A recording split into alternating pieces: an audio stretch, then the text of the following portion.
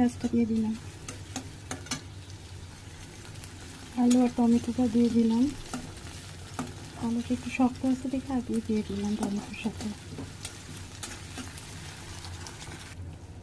Half চামচের চেয়ে কম আদা রসুন বাটা দিয়ে দিলাম। সামান্য একটু মরিচের গুঁড়ো দিলাম, হলুদের গুঁড়াও সামান্য একটু। বুটগুলাও দিয়ে দিই। বিসমিল্লাহ। আন্দাজ মতো একটু জিরা গুঁড়ো দিয়ে দিলাম। বুটটা ভুনা হয়ে গেছে, নামাই নিলাম।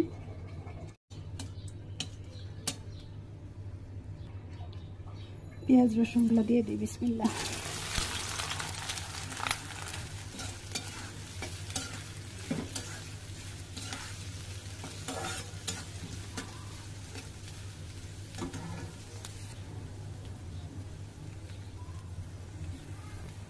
শাকগুলো দিয়ে দিই।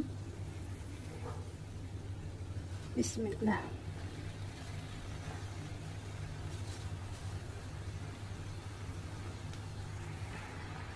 আন্দাজ মতো একটু লবণ দিয়ে দিলাম।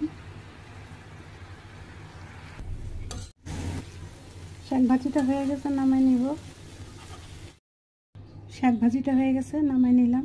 মাখায় রাখছি, তেলের মধ্যে দিয়ে দিই। বিসমিল্লাহ।